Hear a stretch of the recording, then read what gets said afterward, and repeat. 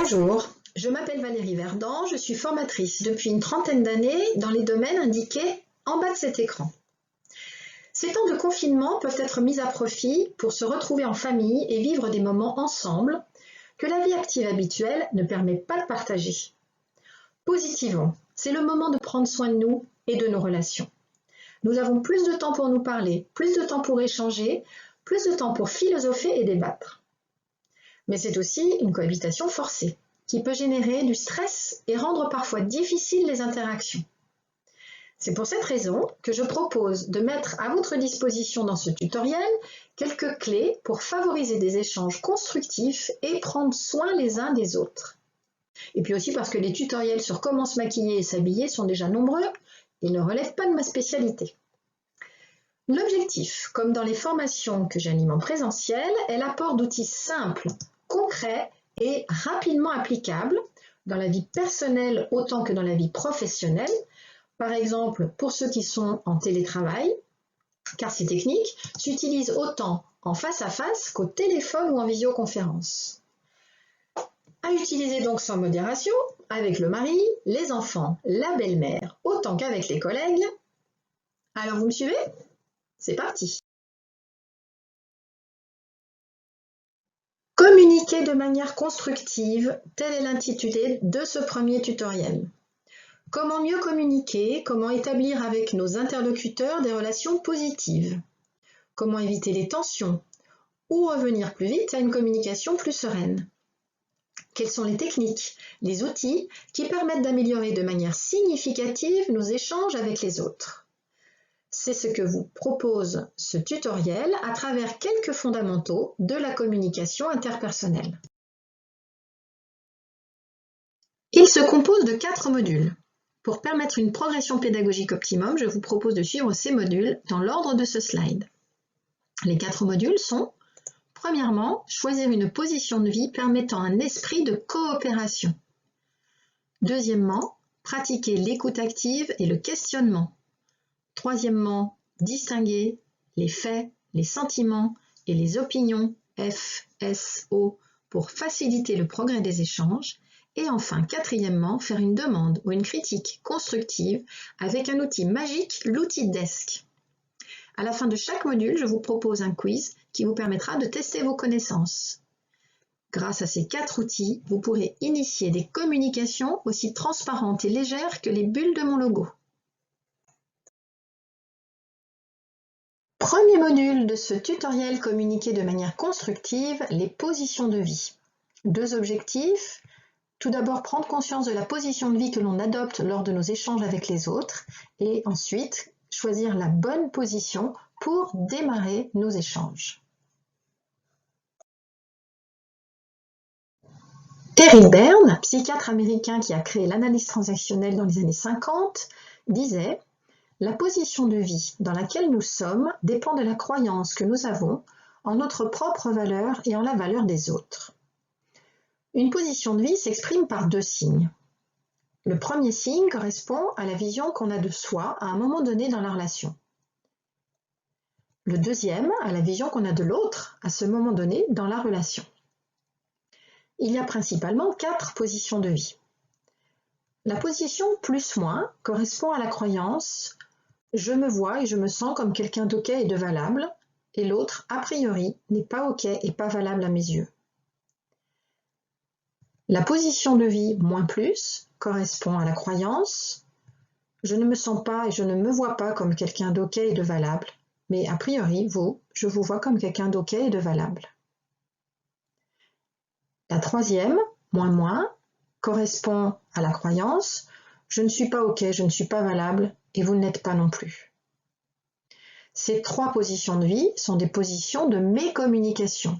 On parle de mécommunication par opposition à la communication positive. Elles sont en général ces positions générées par du stress, plus ou moins fort. Et enfin, la 4e position de vie correspond à la position plus, dont la croyance est « je suis quelqu'un d'ok et de valable, et a priori, vous l'êtes aussi à mes yeux ». C'est évidemment la position de communication la plus efficace pour engendrer des communications positives et constructives. des exemples de phrases que l'on peut entendre ou dire parfois. Qui n'a pas encore rangé l'aspirateur? Ou alors, heureusement que je suis là pour t'aider, je ne sais pas ce que tu ferais sans moi. Une personne qui prononce ce genre de mots, et sur ce ton, l'intonation évidemment compte beaucoup, est à ce moment-là dans une position de vie plus-moins. C'est une posture de domination, elle a tendance à se survaloriser et dévaloriser les autres. Un autre exemple. « Ah, qu'est-ce que tu te débrouilles bien, toi, avec les enfants, tu es fort pour faire passer les messages et te faire obéir. Je n'ai pas autant d'autorité que toi. » Cette personne est dans une position de vie moins plus. C'est une posture de soumission. Elle a tendance à se sous-estimer et surestimer l'autre. Et si l'on entend quelque chose comme « Ah, j'ai encore raté mon plat, décidément, je suis nulle en cuisine. Et puis c'est pas avec les sites qu'ils proposent sur Internet que je vais pouvoir m'améliorer. » Là, on peut se dire que cette personne est à ce moment-là dans une posture moins, une position de vie moins. C'est une forme de renoncement. Il faut espérer qu'elle ne va pas y rester trop longtemps dans cette croyance « je ne vaux rien et les autres non plus », car c'est le signe d'un stress fort. Enfin, si l'on entend quelqu'un dire « nos relations se passent bien, car nous arrivons à nous écouter les uns les autres et à échanger, même lorsqu'il y a des tensions ». Cette personne est à cet instant dans une position de vie plus, qui est une posture favorisant un esprit de coopération. Alors reconnaissez-vous des personnes que vous côtoyez? Je parle des phrases, bien sûr, pas des photos. Alors vous l'avez compris, nous avons tous, au moment où nous nous adressons à quelqu'un, une position de vie. Derrière toute position de vie, il y a, nous l'avons vu, une croyance, mais également des émotions, des sentiments ou des ressentis. Et ces émotions influencent la manière dont on s'adresse à l'autre. C'est pourquoi démarrer un échange avec une position de vie de mécommunication finit par générer des tensions. Voyons ces émotions. Lorsqu'on est en position de vie plus-moins, on peut exprimer des sentiments tels que supériorité, mépris, colère, agressivité, rancune, ironie, pitié, irascibilité. Lorsqu'on est en position moins plus, on va sans doute exprimer ou ressentir des sentiments inverses. Infériorité, inquiétude, peur, admiration, culpabilité, tristesse, honte, angoisse. Lorsqu'on est en position de vie moins, on peut ressentir des sentiments de désespoir, de tristesse, de cynisme. On est dans une forme de renoncement. Attention, sur le long terme, cette position est une position de dépression, lorsqu'elle dure et qu'elle s'installe. Enfin, lorsqu'on est en position de vie plus, on est dans la recherche de solutions, dans l'authenticité. On peut ressentir tout type d'émotions, des émotions agréables comme la joie et le bien-être, mais également des émotions désagréables comme la peur, la colère ou la tristesse. Mais on sait être en contact avec nos émotions, on sait les gérer et si on le souhaite, on arrive à les exprimer sans fuir, ni agresser, ni manipuler. Et ça fait toute la différence. Bon ok, il n'y a plus qu'à adopter la position plus donc. Oui, c'est le but. Le problème, c'est qu'elle n'est pas naturelle. Et il n'est pas rare au cours de la journée, et parfois même durant un échange, de passer d'une position à l'autre, comme changer d'état d'esprit. De plus, nous avons notre propre position de vie, mais rappelons-nous que notre interlocuteur a la sienne. Prendre conscience rapidement du moment où nous glissons vers un autre cadran, vers une autre position de vie, permet d'anticiper la montée du stress et d'en sortir plus vite pour éviter de générer ou d'installer des tensions dans nos échanges. En fait, faire preuve de bienveillance et de lucidité permet de prendre soin de nous et de l'autre dans la relation et peut nous ramener beaucoup plus vite à la position de vie plus. Alors, puisqu'il n'est pas naturel d'être sans cesse en plus, efforçons-nous, lorsque nous communiquons avec les autres, d'au moins démarrer nos échanges en plus. Comment? En s'y préparant. Tout d'abord, en étant conscient de notre état d'esprit et se conditionner, s'il le faut, pour partir sur une intention réellement positive. Viser vraiment la coopération, c'est-à-dire une issue gagnant-gagnant. Se mettre à la place de l'autre peut nous y aider et accepter l'idée qu'il ou elle a ses propres goûts, avis et préférences et que ça ne remet pas en cause les nôtres. Faire une activité qui nous détend musculairement et psychologiquement pourra aussi nous aider à mieux préparer et aborder l'échange. Ensuite, dans les cas les plus complexes pour nous, et suivant les enjeux, préparons notre communication.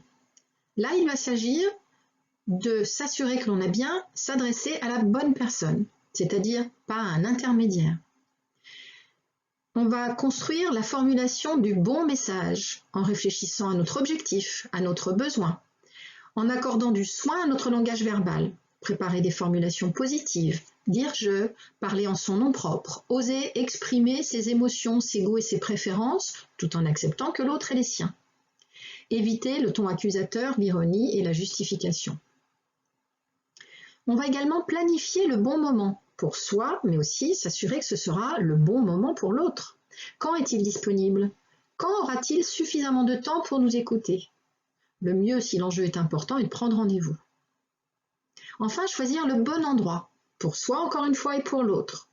Cet endroit sera choisi en fonction du contenu du message, des enjeux et de l'esprit que l'on veut donner. Est-ce que c'est un rendez-vous plutôt formel ou informel? Et enfin, au moment du démarrage de l'échange et pendant, être confiant en soi et en l'autre. Regarder son interlocuteur dans les yeux, l'écouter vraiment et respirer. Les modules suivants vont justement vous donner des clés concrètes pour mettre en œuvre tout cela. Mais avant le prochain module, voici un quiz pour vous permettre de tester vos connaissances sur les positions de vie. 4 questions, 1 minute.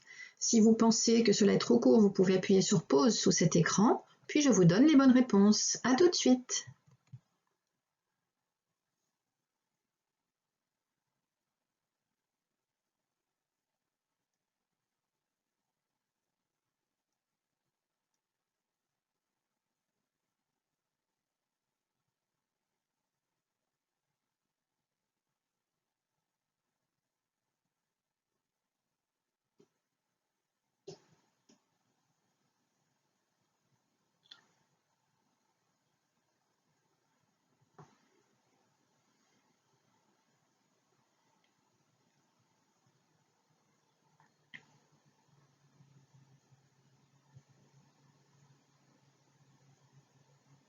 Encore 15 secondes.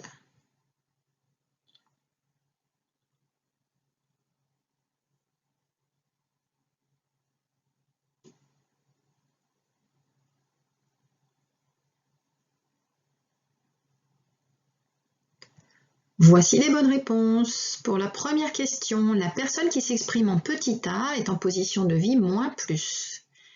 La personne qui s'exprime en B est en position de vie moins moins.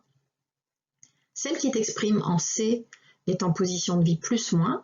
Et celle qui s'exprime en D est en position plus plus. Nous verrons dans les autres modules comment faire ce genre de demande justement de manière constructive. Question numéro 2, la bonne réponse est Eric Berne, c'est lui qui est à l'origine du concept des positions de vie.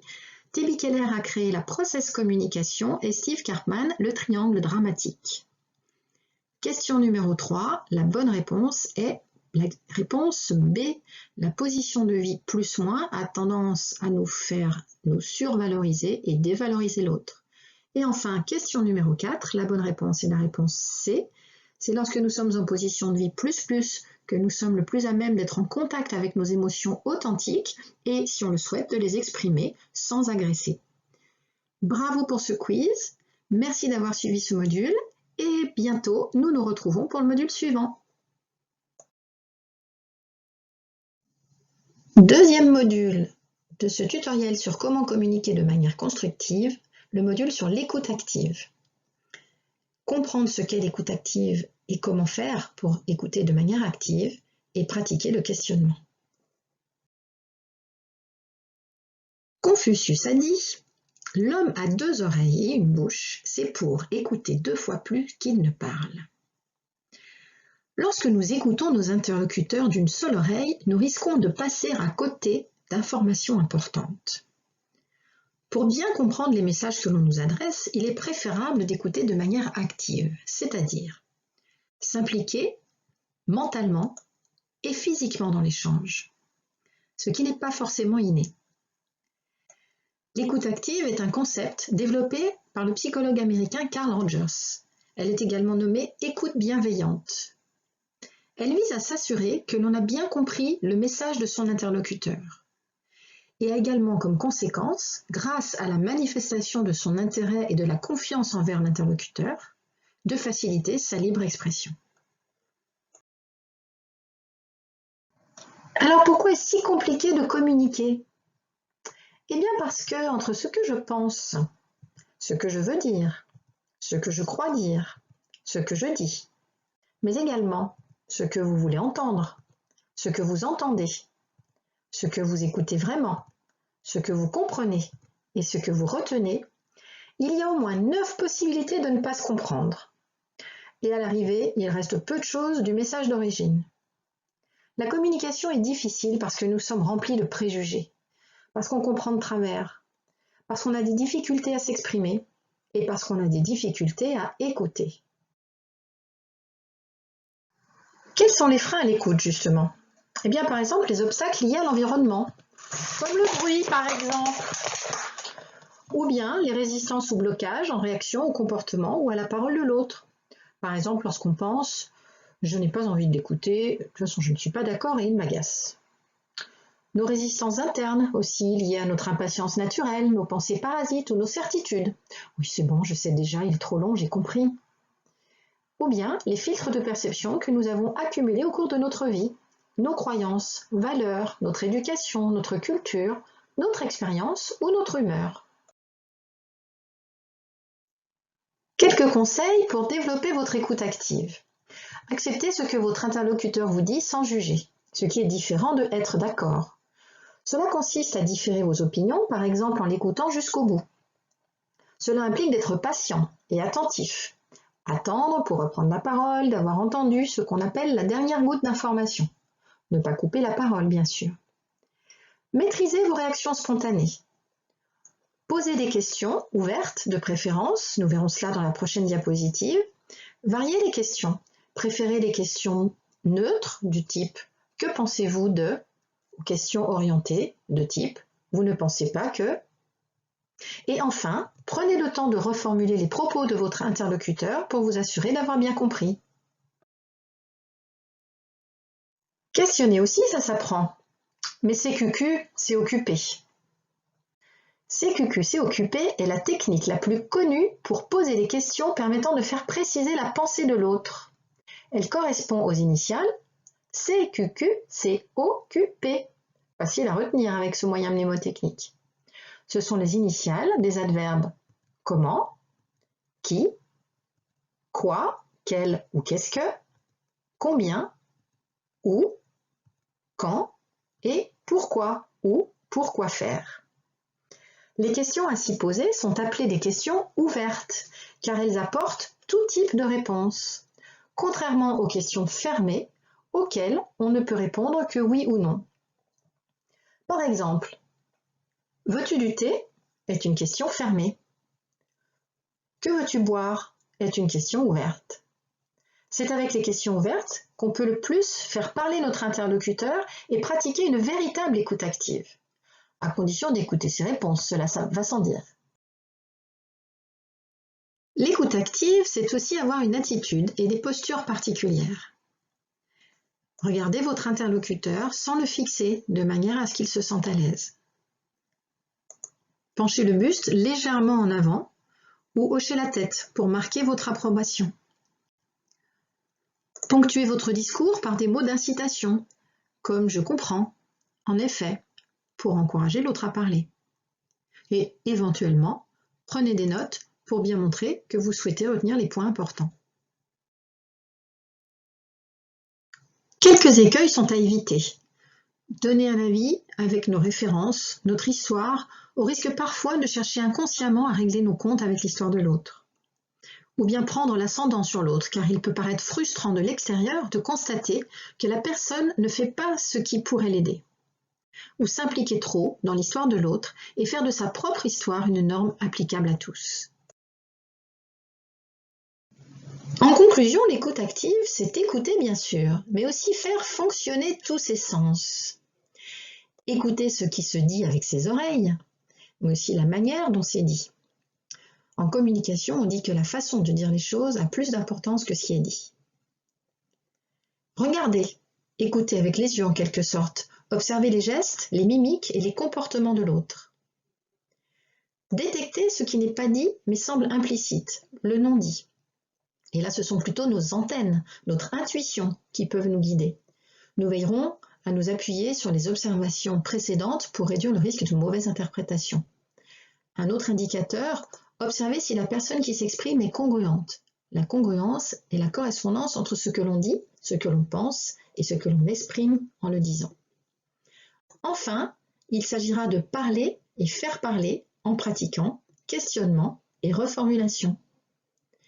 Finalement, au centre de l'écoute active, on va trouver beaucoup d'empathie. Voici le quiz pour vous permettre de tester vos connaissances sur l'écoute active. 4 questions, 1 minute. Vous avez toujours la possibilité de faire pause si vous souhaitez prendre plus de temps pour réfléchir. Et ensuite, vous aurez les bonnes réponses. À tout de suite.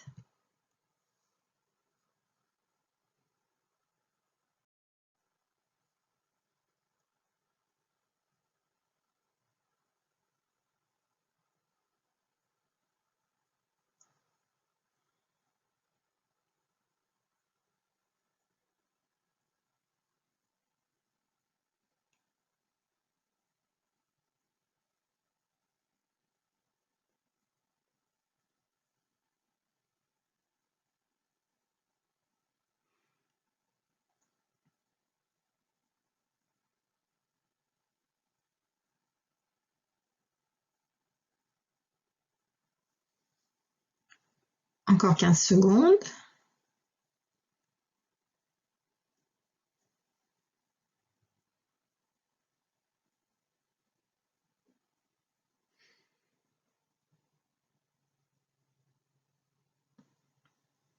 Voici les réponses. Première question, pour bien écouter, il faut mettre de côté ses a priori. Il n'est pas question de ne pas en avoir, bien sûr, tout le monde en a, c'est normal. Deuxième question, la bonne réponse est la réponse A. C'est une question ouverte. Les réponses B et C, il s'agit de questions fermées qui visiblement donnent déjà un petit peu l'avis de la personne qui les exprime. Donc elles sont orientées, on appelle. Question numéro 3, la bonne réponse est la réponse C. Il s'agit effectivement, pour pratiquer l'écoute active, d'écouter son interlocuteur et de lui poser des questions. C'est ce qui fait que c'est une écoute active. Lorsqu'on ne pose pas de questions, on peut parler d'écoute passive. Sinon, bien sûr, on pose ces questions après l'avoir écouté et entendu et sans lui couper la parole. Quatrième question, l'écoute active, c'est être capable de se mettre à la place de l'autre. Réponse B, c'est ce qu'on appelle l'empathie et non pas l'antipathie, qui est juste le contraire.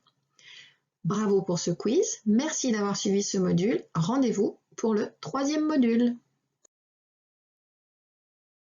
3e module du tutoriel Communiquer de manière constructive, distinguer les faits, les sentiments et les opinions. L'objectif est de repérer la différence entre ces 3 types de formulation lorsque nous nous exprimons et lorsque nos interlocuteurs s'expriment, afin de permettre un progrès constructif de nos échanges. Lorsque nous communiquons, nous pouvons émettre 3 types de formulation. Fait, sentiment, ressenti ou émotion, et opinion, ou jugement ou avis. Alors comment les distinguer ? Je suis contente que l'on dîne tous ensemble est une première formulation. C'est important qu'on dîne tous ensemble en est une autre. Nous dînons tous les 4. La première exprime un sentiment, je suis contente. La deuxième exprime une opinion, c'est important. Et la troisième est factuelle, nous dînons tous les 4. Voyons la différence entre ces 3 formulations à partir des exemples précédents. Nous dînons tous les 4. Cette formulation est factuelle. Comment reconnaît-on les faits? Ils sont mesurables, observables et surtout non discutables. Un autre exemple pourrait être « il fait 20 degrés ». Je suis contente que l'on dîne tous ensemble. Il s'agit là de l'expression d'un sentiment. Les sentiments se reconnaissent car ils indiquent l'état d'une personne. Ils s'expriment en général en disant « je » et ils ne sont pas discutables non plus. Personne ne peut dire en réponse à « je suis contente » « non, tu n'es pas contente ». On ne peut pas discuter l'émotion ressentie par quelqu'un, mais on a le droit de ne pas la partager, bien sûr. Un autre exemple serait « j'ai chaud » ou « j'ai froid ». Enfin, dans « c'est important que l'on dîne tous ensemble », c'est une opinion qui s'exprime. Les opinions sont fréquentes sur tous les sujets. Dans la culture française, elles représenteraient 80% de nos formulations. Et leur caractéristique principale est d'être toujours réfutable, niable, donc discutable. Un autre exemple serait « il fait chaud » ou « il fait froid ». Dit comme cela, c'est discutable. Alors qu'en disant « j'ai chaud » ou « j'ai froid », j'exprime un sentiment non discutable. Pourquoi est-il intéressant de les différencier? Parce qu'en raison de leur côté discutable, les opinions peuvent parfois faire patiner les échanges ou générer des tensions. Le progrès des échanges est donc préférable sur la base des faits et des sentiments et plus difficile sur la base des opinions, car on passe beaucoup de temps à argumenter ou contre-argumenter sans être forcément sûr de ce qu'a voulu dire l'autre. Cela ne signifie pas qu'il ne faut jamais émettre d'opinion, vous l'avez compris. D'ailleurs, pour certains types de personnalités, c'est comme leur demander d'arrêter de respirer. Mais les différer ou attendre pour donner son avis, d'avoir bien compris les faits qui sous-tendent l'opinion de l'autre. Cela favorise une progression plus sereine et constructive des échanges. Par exemple, si je dis « ton rôti est trop cuit », c'est une opinion. C'est une formule qui peut vite dégénérer, entre guillemets, puisqu'elle est exprimée comme un jugement. Alors que « je préfère la viande plus rouge » est une formule moins accusatrice qui invite plus à l'échange. Elle est moins discutable, elle s'exprime en disant « je ». Bien sûr, tout dépend du ton utilisé pour dire ces phrases et de l'état d'esprit de notre interlocuteur lors de la réception du message. Repérer ces éléments dans nos tournures de phrases et celles de nos interlocuteurs génère des relations plus sereines et qui font gagner du temps. Lorsque nous entendons une opinion dans les phrases de notre interlocuteur, nous pouvons par exemple acquérir le réflexe de poser une question pour lui faire préciser son avis. Nous avons vu cela dans le module 2, écoute active et questionnement.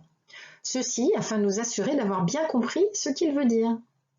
Et lorsque nous-mêmes émettons une opinion, assurons-nous de l'étayer par des faits pour préciser ce que l'on veut dire, pour éviter ainsi le risque d'interprétation. Voici un quiz pour vous permettre de tester vos connaissances sur la distinction des faits, sentiments et opinions. 4 questions, 1 minute pour réfléchir, plus si vous appuyez sur pause en bas de cet écran, et ensuite je vous donne les bonnes réponses. À tout de suite!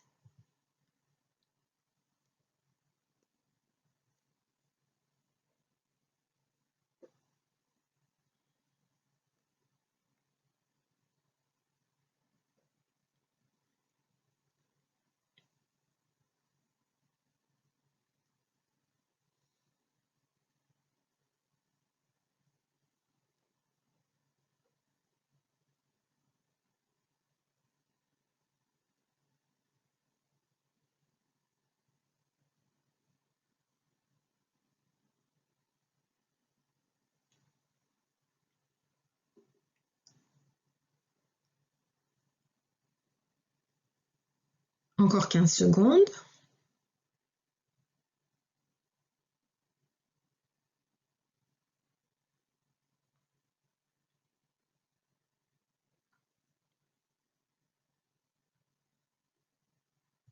Voici les réponses. Première question, la bonne réponse était la réponse B. Un sentiment n'est absolument pas discutable. Deuxième question, j'ai le sentiment que tu ne m'écoutes pas est une opinion. Réponse C. Tu ne m'écoutes pas est discutable. Et quelqu'un qui dit j'ai le sentiment que veut en fait dire je pense que ou à mon avis. Aucun sentiment n'est exprimé dans cette phrase. Troisième question, la bonne réponse était la réponse C. Si quelqu'un nous dit c'est trop difficile, on l'aidera beaucoup plus et on fera beaucoup plus progresser sa réflexion en lui demandant qu'est-ce qui te paraît difficile, qui est une question ouverte. Il invite vraiment à la réflexion et nous à l'écoute. Si on lui dit mais non tu vas y arriver, ça part d'un bon sentiment, mais ça ne fait en fait qu'opposer à son opinion, c'est trop difficile, la nôtre, non tu vas y arriver. Ça fait beaucoup moins progresser les échanges. Et vous aurez noté que les réponses B et D sont plutôt désobligeantes, et donc pas plus du tout. Enfin, quatrième question, la bonne réponse est la réponse A. Que ce soit la A, la B ou la C, il s'agissait pour cette personne qui s'exprime de donner son avis, mais la manière dont c'est fait en A est plus sous une forme un peu d'émotion, ce que j'apprécie, ce n'est donc pas discutable, et en plus c'est factualisé par l'accessibilité. Donc même si c'était une opinion, c'est quand même beaucoup plus précis que B et C. Bravo pour ce quiz, merci d'avoir suivi ce module et nous nous retrouvons pour le module suivant et dernier module de ce tutoriel. Quatrième module de ce tutoriel sur communiquer de manière constructive, l'outil DESC. Nous allons voir comment faire une demande ou une critique de manière constructive, c'est une manière de dire stop, avec fermeté mais sans agresser. Que dites-vous? Que faites-vous? Que ressentez-vous lorsque cela fait plusieurs fois que votre enfant ne met pas ses affaires de photos sales en rentrant du match, alors que vous lui avez déjà dit plusieurs fois? Ou lorsque votre collègue parle sans cesse fort au téléphone? Ou lorsqu'il vous demande pour la 3e fois comment faire une manipulation dans Word? Vous râlez? Vous menacez? Vous explosez? Vous criez? Vous agressez? Vous boudez? Ou bien vous ne dites rien et vous prenez sur vous? Si cela n'est pas satisfaisant pour vous et que vous ne trouvez pas ça constructif pour votre relation, et surtout que vous voulez que cela cesse, vous allez adorer la méthode DESC. Elle est suggérée par Sharon et Gordon Bauer dans leur livre Asserting Yourself en 1976 pour traiter les problèmes de relation. To assert oneself veut dire s'affirmer, s'imposer. En français, on parle d'assertivité, ce que l'on peut traduire par l'affirmation de soi dans le respect de l'autre. Cette technique est utilisée pour résoudre les conflits, exprimer une critique de manière constructive et même argumenter pour convaincre. Elle permet en fait de dire stop avec fermeté mais sans agressivité à une situation qui ne nous convient pas. La technique du DESC consiste à s'exprimer en suivant un plan, cela pour garder le fil pendant notre demande. Le D permet de décrire la situation de manière factuelle, des éléments concrets et observables seulement à cette étape, qui nous permet en fait de poser le cadre de notre demande. Le E va nous permettre d'exprimer l'émotion désagréable ou le ressenti lié à cette situation qui nous amène à faire notre demande aujourd'hui. Si vous le voulez, vous pouvez ensuite, et seulement à ce moment-là, exprimer une opinion, mais en disant je trouve que, par exemple. Et pourquoi pas préciser votre besoin. Ce n'est pas une obligation, mais prendre le temps de réfléchir à notre besoin, voire l'exprimer, est souvent très aidant pour mieux cibler notre demande. Ces 3 éléments doivent être dits en disant je. Beaucoup moins accusateur que le tu ou le vous. Il est temps maintenant, puisque cette demande se veut constructive, de proposer une solution ou d'inviter notre interlocuteur à en trouver une. Si c'est lui qui fait une proposition, elle a d'autant plus de chances d'être appliquée. Mais si c'est nous qui faisons cette proposition, mettons bien en lien notre proposition avec une conséquence positive pour les 2 parties, c'est-à-dire gagnant-gagnant, afin qu'aucun des 2 ne soit lésé. Prenons l'exemple de l'enfant qui rentre tous les jours en premier de l'école et passe devant la poubelle sans la ranger une fois les éboueurs passés. Et ce n'est pas la première fois qu'on lui demande. Voilà comment nous pourrions formuler le DESC. Cela fait plusieurs fois que je te demande de ranger la poubelle quand tu arrives à la maison et elle est encore dehors ce soir. Rien n'est discutable, vous aurez noté dans cette formulation, ce ne sont que des faits. Je suis découragée de te dire la même chose toutes les semaines. J'ai l'impression de ne pas être entendue ou que tu te moques de ce que je te demande. J'ai besoin d'être aidée pour les tâches quotidiennes. Alors ce que je te propose, c'est d'aller de suite la ranger et que nous réfléchissions à une idée pour que tu te rappelles de le faire les prochaines fois. Ainsi, cela évitera que je râle, tu n'auras pas à quitter ton jeu vidéo pour redescendre de ta chambre pour le faire et nous pourrons passer à autre chose. Le but du jeu est de ne pas attendre pour faire ce genre de demande, car plus on attend pour dire stop, et plus l'énervement risque de monter, et la demande risque d'être reçue comme agressive. Ce n'est pas une solution miracle, bien sûr, le desk, mais cela contribue réellement à se positionner et prendre soin de ses propres besoins tout en respectant l'autre. Au pire, si notre interlocuteur n'accède pas à notre demande, le desk nous aura permis d'exprimer une émotion et donc de faire descendre notre stress. Ça, c'est un bénéfice assuré. Quant à notre interlocuteur, il est alors plus consciemment impliqué dans ce qui se passe, il ne pourra plus dire qu'il ne se rendait pas compte de ce qui se passait pour nous. Alors pour que le desk soit efficace, rappelez-vous, agissez rapidement, évitez d'attendre que les choses s'arrangent d'elles-mêmes, traitez un seul problème à la fois, pensez à regrouper les faits en un problème commun quand cela est possible et ne faites qu'une demande à la fois. Trouvez le bon moment et le bon endroit pour formuler votre desk. Vous êtes prêt, mais votre interlocuteur est-il disponible, prêt à l'écoute? L'endroit est-il propice? Abordez le problème en privé, l'échange se fera seulement entre les personnes concernées. Évitez de mettre votre interlocuteur en défaut devant d'autres personnes. Ce plan desk vous guidera dans votre affirmation de soi et vous permettra d'exprimer vos demandes désormais avec plus de zénitude et en étant bien plus sûr d'être entendu. Bon, pour la lévitation, je ne vous promets pas que vous y arriverez du premier coup, mais un célèbre inconnu a dit « La rivière perce le rocher, non pas par sa force, mais par sa persévérance ». Je vous laisse méditer sur ce sujet, à vous de jouer maintenant.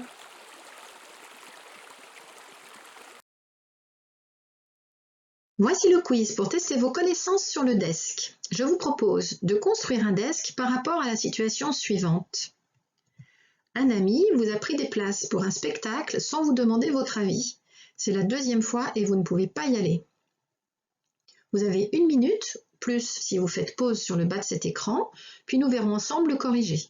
Attention, dans ce quiz, il peut y avoir plusieurs bonnes réponses à une même question. À tout de suite.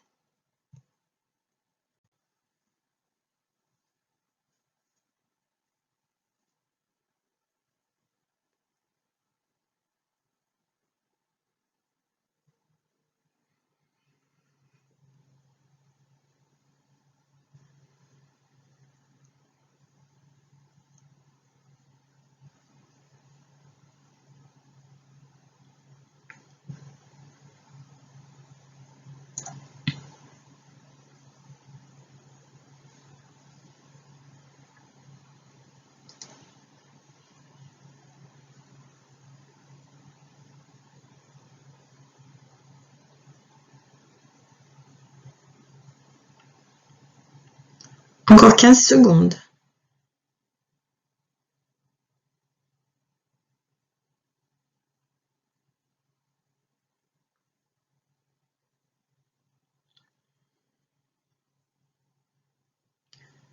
Voici les bonnes réponses. Le D du desk sert à décrire la situation de manière factuelle. C'est donc l'option B qui était la meilleure pour cela. En effet, en A, nous avons l'expression d'une émotion et en C, l'expression d'une opinion. C'est à venir plus tard dans le E éventuellement. Le E du desk, deuxième question, nous sert à exprimer une émotion puis éventuellement une opinion. On va donc commencer dans ce cas-là par la réponse C, on a bien l'expression d'une émotion, et si on le souhaite, la réponse B, ce n'est pas une obligation. Troisième partie du plan desk, proposer une solution. Là, vous avez deux options possibles. Si vous faites un desk, dans ce cas-là, pour juste cette fois où vous ne pouvez pas aller au théâtre, c'est l'option A qu'on va choisir. Si on fait un desk, par contre, en prévoyant une autre fois, puisque ça fait déjà 2 fois qu'il prend des places sans nous demander, et on ne veut plus qu'il prenne des places sans nous le demander à l'avenir, là c'est plutôt l'option B qu'on choisit. Et enfin le C du desk, qui sert à faire une conclusion gagnant-gagnant, c'est l'option C qui est le plus gagnant-gagnant. Comme ça, je pourrais t'accompagner, sous-entendu, tu ne resteras pas avec ta place sans quoi faire avec, et je ne modifierai pas mon planning. Le A, c'était gagnant que pour moi, et le B, que pour l'autre. Voici le résultat final. Cela fait 2 fois que tu prends des places pour nous alors que j'ai déjà des engagements. Je suis mal à l'aise car j'ai envie de t'accompagner, mais cela m'oblige à déplacer un rendez-vous auquel je tiens. Je trouve que ce n'est pas sympa de procéder comme cela. J'ai besoin de conserver les rendez-vous que j'ai en plus parfois du mal à fixer. Je te propose de revendre ma place ou d'aller à cette soirée avec quelqu'un d'autre cette fois-ci. Et surtout, à l'avenir, de ne plus acheter de place sans me consulter au préalable. Ainsi, tu ne resteras pas avec ta place sur les bras et j'aurai vraiment plaisir à t'accompagner sans chambouler mon planning. Bravo si vous avez tout trouvé. Je vous invite à vous entraîner régulièrement et vous verrez, vous finirez par faire comme Monsieur Jourdain qui faisait de la prose sans le savoir, des desks sans vous en rendre compte. À vous de jouer. Ce tutoriel, communiqué de manière constructive en 4 modules, touche à sa fin. Je vous propose une synthèse en 4 conseils. Premier conseil, allez vers les autres de préférence en plus et soyez attentifs au glissement vers une autre position de vie, chez vous ou chez l'autre.